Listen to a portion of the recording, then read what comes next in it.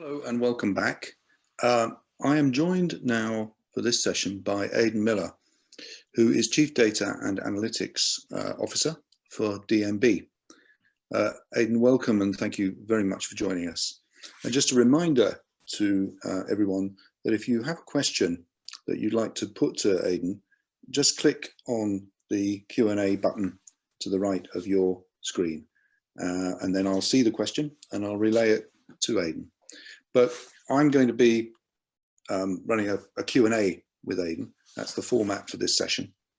And we're going to start with an overview from Aidan on his role at DNB and how Norway's leading bank has revolutionized the management of data across the enterprise over the past 3 years in conjunction with its move to the cloud.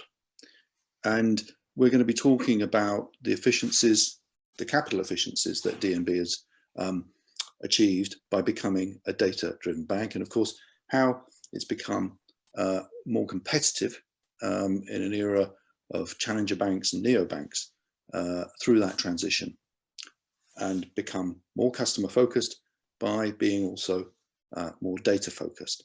I think that sums up the session, but I'm not going to speak anymore. I'd like Aidan to talk a little bit now about himself, his role, his career, and just to add a little colour to that story about DNB's transition. Aidan.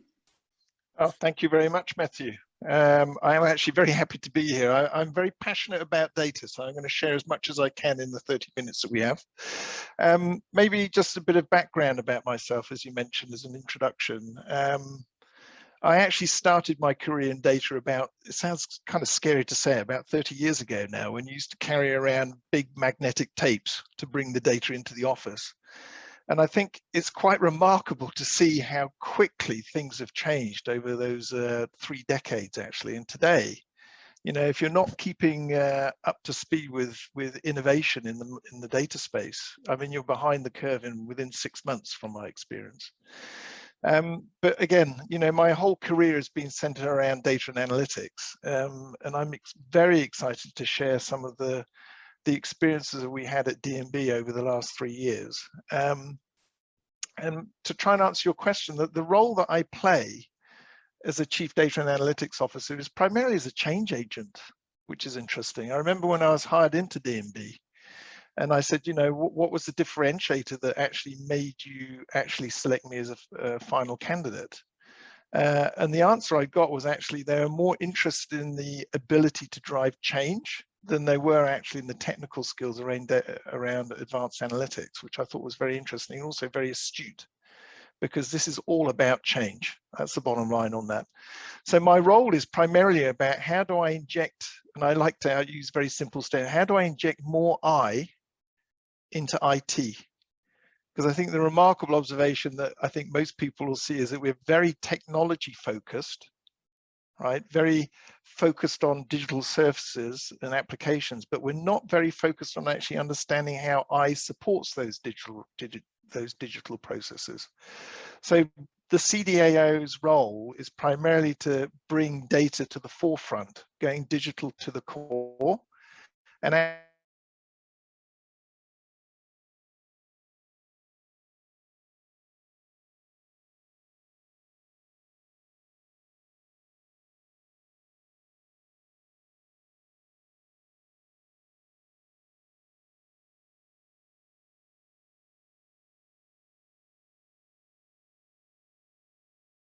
hired to actually drive the ambition to become a much more data-driven organization, and to ensure that DNB could remain relevant in the daily digital lives of customers, which is a big step forward and a big shift, actually.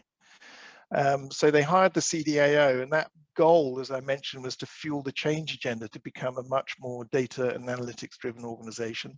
As I said, to pivot from apps to information value chains, injecting more I into IT. And it was centered around 3 legs. The first leg of that 3-year journey was about actually developing the data platform, the people, the process, and the technology to support the immediate needs of compliance. To be frank, I mean, we're in a financial services organization and there are big demands, and I think they're good demands. compliance should be reframed as best practice when it comes to data. So it's all about protecting the bank in the first year and building that foundation. The second leg was all about how do you make those processes stick, and also the people, the process, and the technology to operationalize it and make it come together, and make sure that we can actually start to institutionalize new ways of thinking around data and advanced analytics. And the third leg, which we've just come out of, is actually how do you grow the bank? How do you start to harvest the value of data-driven insights to deliver the right product at the right price, at the right time, at the right channel? So I think that's kind of like a quick synopsis and introduction of myself.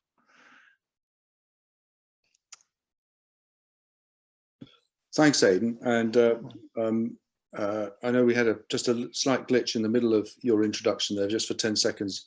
You froze. Something went wrong with our platform, not sure what, but apologies to everybody for that. It was a very brief freeze. Aidan, you talked about compliance being a key driver of this transition. Of course, more than anything else, we're talking about GDPR, I guess. So many questions spring from that, but one big question that I know you feel very strongly about is how, in fact, those compliance requirements become, for a large bank with many retail customers, a competitive advantage. And I sort of mentioned in my introduction that, you know, part of the drive for digital transition is, of course, to compete with, you know, the challenger banks, not just in Norway but internationally, of course. And this also, of course, links to open banking and PSD2, where, of course, data management is key to a competitive advantage. Can you tell us a little bit about how all this has translated into well, revenue for DNB? This is a very interesting question, actually, because, you know, the challenger banks really do have the advantage. They don't have a lot of technical debt, right? So I think that's one big advantage they have. But the incumbents, the legacy banks, if you can call it that, they actually have a lot of advantages too. They have the advantage of scale and also financial reserves to sustain themselves, right? I mean, particularly in this example we've been in, the lockdown with COVID, it's been fortuitous in a way that the large banks actually have significant reserves to carry them forward.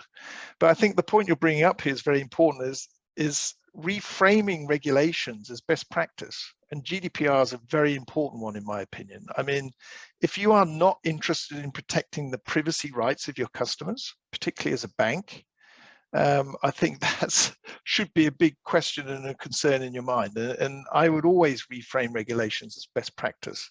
And it will be, in my humble opinion, actually a significant differentiator into the future. I mean, you only have to look at how loss of credibility and trust with examples of data breaches at Facebook, you know, or using data that actually they didn't have the right to use for purposes that weren't shared with the customer.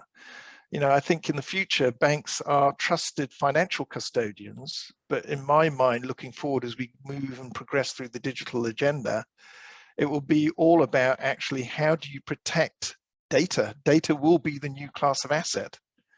So again, it's shifting from financial custodian to data custodian in a way. So I think it will be a significant differentiator. And I think the incumbent banks have quite a significant advantage over the digital natives and the challenger banks, because maybe they're not as heavily regulated. I mean, clearly they are regulated by GDPR, but we're used to regulations. Yeah. I think that's a very, very important point. And of course, in this context, software and software development becomes very important to, well, as you say, incumbent banks, large and small. And we've covered this theme previously in these forums, talking about how, for example, smaller and regional US banks, better testing can be a real competitive advantage. I wonder whether you could give us one or two examples of how your data transformation at DNB, much larger firm, of course, has translated into the UX or the new apps or the new software that your customers are using, new products. I mean, what are they asking for that you're able to give them because you've made this transition? Yeah, I mean, I think this is also, it goes back to those two agenda topics about being compliant, protect the bank, as I call it, and grow the bank. So I think there's two aspects to this. On the protect the bank, you know, if you can create solutions that ensure that you're compliant at scale, right? That's a very important aspect here. If you can industrialize those compliance processes, which you can, if you're advanced and looking at data and analytics to fulfill those needs, I think that's one aspect. So fulfilling compliance needs at scale using data and advanced analytics is a big advantage.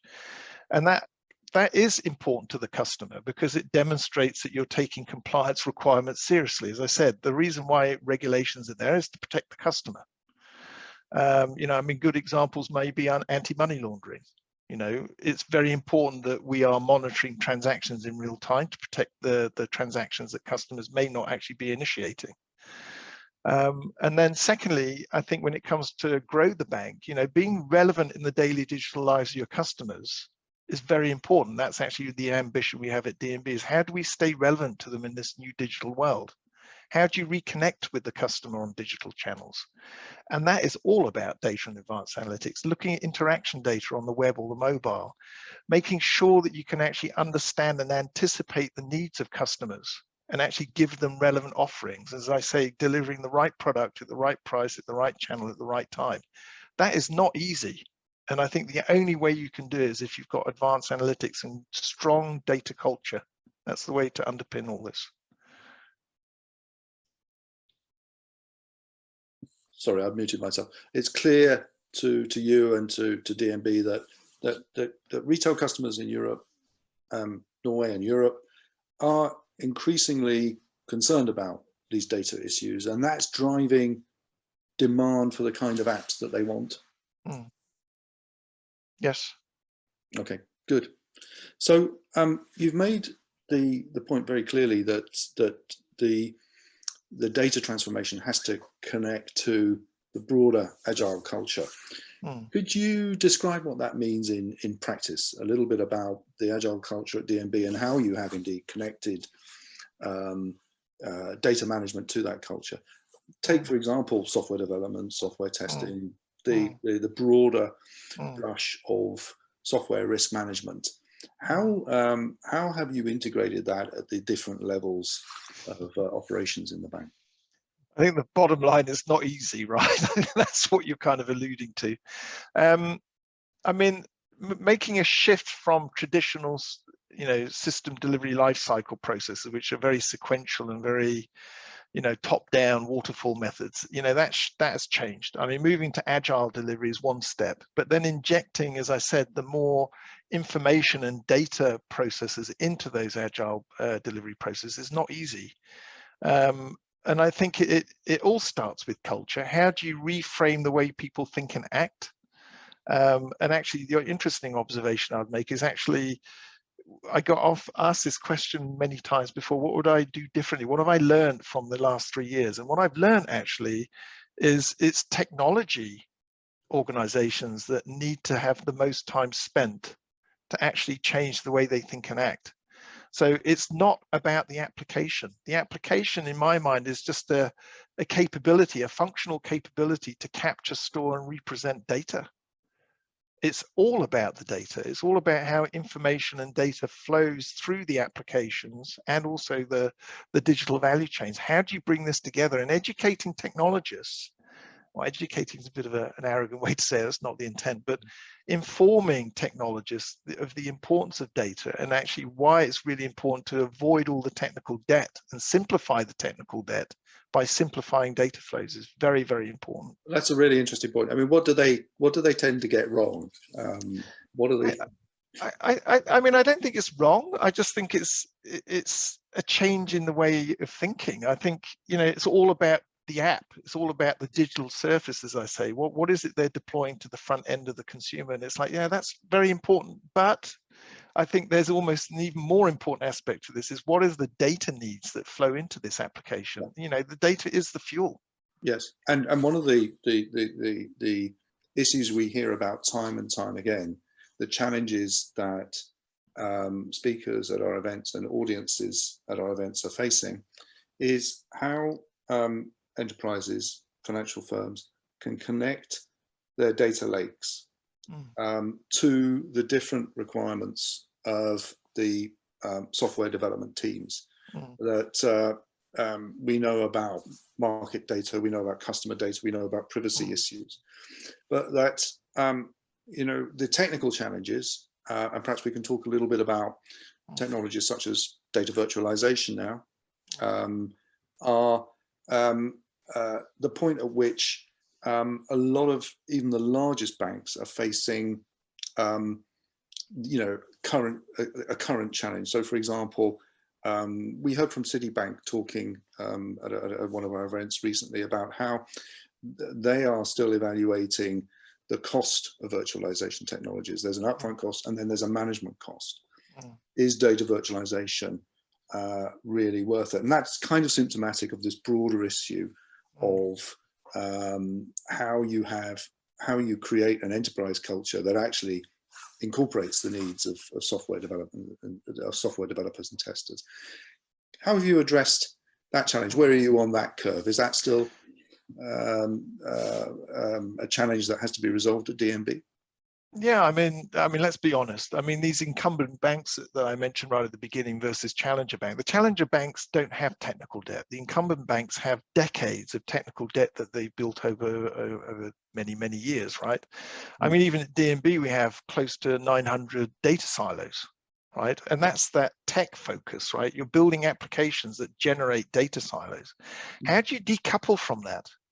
So you can either re-engineer your entire technology stack, which is going to take you decades and cost a huge amount of money, or in my humble opinion, which is a strategy we've adopted at DNB, is you try and decouple from it. You accept that that's going to be there, but how do you bring the data out? How do you access it and put it, as you, to the point you raised at the beginning, into a shared repository, whether it's a data lake or an enterprise data warehouse, whatever it might be. Bringing all of that data into a central area to allow accessibility and creation of shared data assets that can be reused for other purposes, very important. And data virtualization, you touch on this, that is probably the biggest enabler, because moving data is very costly. And data virtualization technologies actually allow you to reduce the lead times. I mean, from 6 months to 6 days. Yes. Or at least allow you to kind of innovate and test out hypothesis very quickly. And you may have to do the ETL work or the data engineering work later, but you can hypothesize and test out solutions in a much more agile way using data virtualization.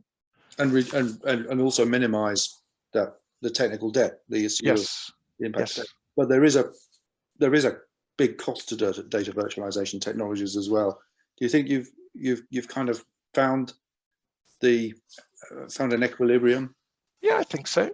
I mean, I'm not sure where this cost side is coming from. I mean, the storage of data is relatively, well, it's very low cost, right? Processing and compute power is very expensive, but the use of data virtualization to me is a much more optimal way than re-engineering your 20 or 30 years of technical debt. No. Good. So I'd like to turn to your relationship at DNB with your external service providers and vendors. How has that changed with this data transformation? That's a very good question. I would actually say, how has the COVID lockdown also impacted our relationship with our vendors? Yes. I think it's kind of accelerated the way that we do need to partner with vendors. And I'm a big believer in partnering. You know, you cannot innovate in a silo. You know, the Norwegian market space is pretty limited. If I can be frank, it's a relatively small country of 5 million people. So the ability to connect with thought leaders, and I think vendors, the way I look at vendors is they are and should be thought leaders in their space. So partnering and creating strategic partnerships where you can actually create trust and reciprocity is super important. I mean, that's the way you grow. You know, I've always been a big believer, you don't treat a vendor as a transactional kind of relationship. It should be much more a strategic partnership built on trust and reciprocity, and where you co-create solutions together. Very important. And do you have more external partners than you had 3 years ago? A lot of No, banks are trying to reduce the number of IT vendors they deal with. no, I mean, I think that kind of goes back to the point I made. I think if you want to have strategic partnerships, you, by implication, means that you have to simplify the number of vendors you deal with. I mean, there's a small number of vendors that we work with. Absolutely, we invest in those vendors. We're not going to spread ourselves too thinly. Yes, of course, and this came up in one of the previous presentations when we were talking about corporate governance, or our speaker was talking about corporate governance. Hernand Huile from Danske Bank was talking about how, of course, regulators are increasing their scrutiny of how banks are applying the rules about data privacy, and that, of course, impacts on, again, the relationships with vendors. That's right. So, how do you manage that? How do you manage those third-party relationships in the context of compliance and governance around data? I think it goes back to making sure that you've got very forward-looking and forward-thinking solutions to ensure you're compliant with, particularly with GDPR. I mean, there's lots of techniques to share data that's masked, or, I mean, there are clearly a lot of restrictions, which is also a good thing. I mean, you don't want to be sharing customer data with certain third parties, right? Or moving it offshore from your geography to a geography outside of the region, right? That's, another important aspect. So I think it just forces you to think carefully about what you're giving to vendors. So I think it's just more of it forces informed thinking. Okay, we've got about 5 minutes left, and of course we've got the most important topic left to talk about, which is the future and what's next. What's next in terms of your transformation? Because I'm sure you've made plans for the next 3 years. That's right. And in particular, maybe we could focus on DNB's plans in relation to artificial intelligence and RPA. For example, just one example, as we're talking about the compliance subject, we know that regulators are concerned about the issue of bias and how, from a technical point, from a technical aspect, you can test the outputs of AI and RPA. For example, whether your chatbots are giving a biased answer to a question from a customer, or a wrong question even. Where are you on the curve of addressing those challenges? I mean, if I could just quickly give some context, because I think the next 3 years is going to be interesting. I think there are a number of hypotheses that we're looking at. Very quickly, short-term hypothesis is all about information architecture and simplification. So it's simplifying the technical debt and how data can or should be reused across the organization. The medium-term hypothesis is about how do you augment your own transaction data with wide data sets to create connected data ecosystems to get better insights about your customers and their needs. To your point, the long-term hypothesis, which is what we're heavily working on, is how do you position yourself to adopt machine learning and AI solutions to become a fabric of the business, which is going to happen, in my humble opinion. Again, we're partnering with the Norwegian Tech University and also Stanford University to address the point you raised about, particularly with Stanford. We're partnering with them to actually define ethical AI standards, so we can get in front of this to actually set the standard across Europe even. I think it's very important that we're prepared, that we've got proper standards about how you're using AI, machine learning, and analytical decision engines to do the right thing and protect the customer's rights again. So we're very, very focused on that immediately right now, but I think this is going to come inevitably. And is part of that program that you referred to with Stanford, is that partly also about sharing or developing and communicating these standards with other banks? Yes. I think that's what we want to do. I mean, that's part of the importance of one of the principles we have. It's a very Norwegian way of thinking, but it's about sharing. I mean, this is such an important topic. Why would we not want to partner up and co-create and get other points of view on this? I mean, we're gonna kind of catalyze the discussion and trigger the discussion, but let's bring people around this issue. And what is the opportunity in AI and RPA in terms of what you can produce for your customers? I think it's going to be huge. I mean, to be frank, it's primarily going to be about optimizing your back office. I mean, that's going to be the biggest hit.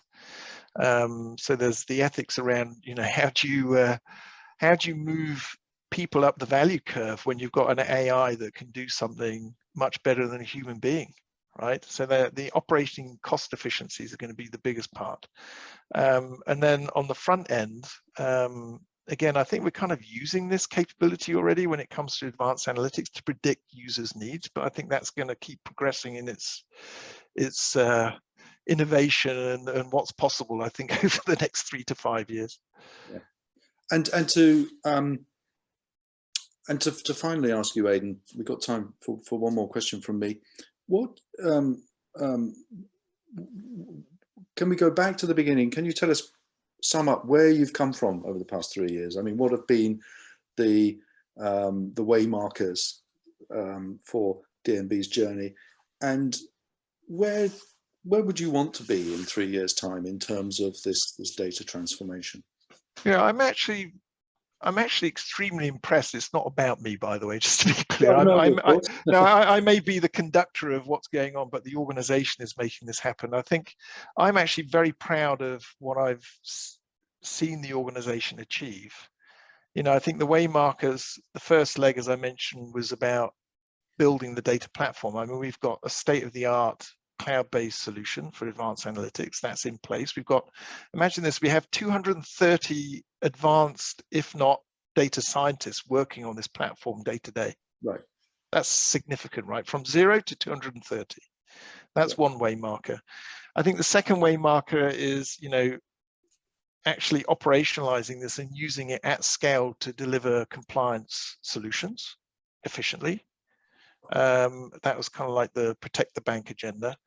And then the grow the bank agenda, we're really starting to see the business, and this is where I'm extremely impressed, is we're starting to see the culture of the organization kind of harness the capabilities and the art of the possible when it comes to data and analytics to drive business value.